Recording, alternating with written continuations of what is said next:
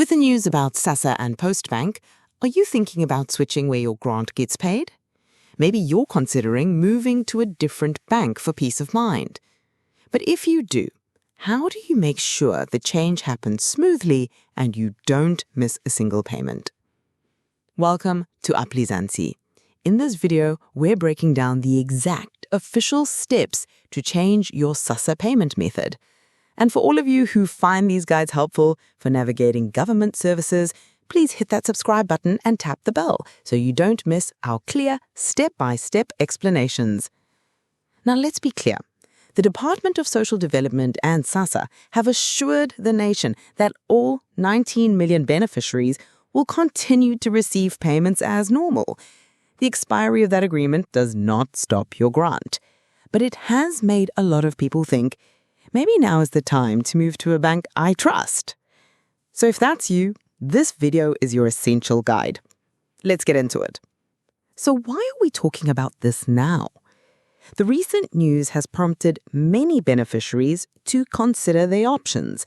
Maybe you want to move from the SASSA and Postbank card to another commercial bank for more control, better access to ATMs, or lower fees.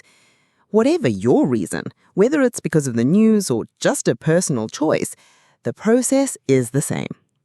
And remember this, timing is everything. According to the official SASSA notice, you must aim to make this change before the 19th of every month. Why the 19th? That's the critical cutoff date SASSA uses to process all changes for the following month's payment. If you miss this deadline, your change might not process in time and you could face a delay. So if you're thinking about switching, mark that date. The 19th is your deadline. All right, let's talk paperwork. To make the switch, you need to come prepared. Here's your official checklist. Number 1, your green barcoded South African ID book. This is non-negotiable. No ID, no service. It has to be valid. Number 2, proof of your new bank account. This is crucial. The document you need depends on whether the account is new or an old existing one. If it's a brand new account, you just opened it, you need a proof of account letter from your bank. This is a formal letter on the bank's letterhead, not just a stamped slip. If it's an old account, you've had it for a while, you need to provide your last 3 months' bank statements. This proves the account is active and is in your name. Getting these documents ready before you go to the SASSA office will save you hours of time and a second trip. Once you have your ID and your bank proof, you're ready for the next step. You must physically visit your nearest SASSA local office. This cannot be done over the phone or email for security reasons. They need to see you in person. When you get there, you will need to complete a consent form. This is your official written permission for SASSA to stop sending your money to the old place and start sending it to your new bank account. Be patient. Offices might be busier than usual due to the recent news. If you can, try to go midweek. Remember, be polite to the staff. They are working to help everyone. After you've submitted your form, what happens? If you did it before the 19th, SASSA will process for change and your next month's payment will be paid into your new account. But a critical word of caution, beware of scams out. In times of uncertainty, scammers come out.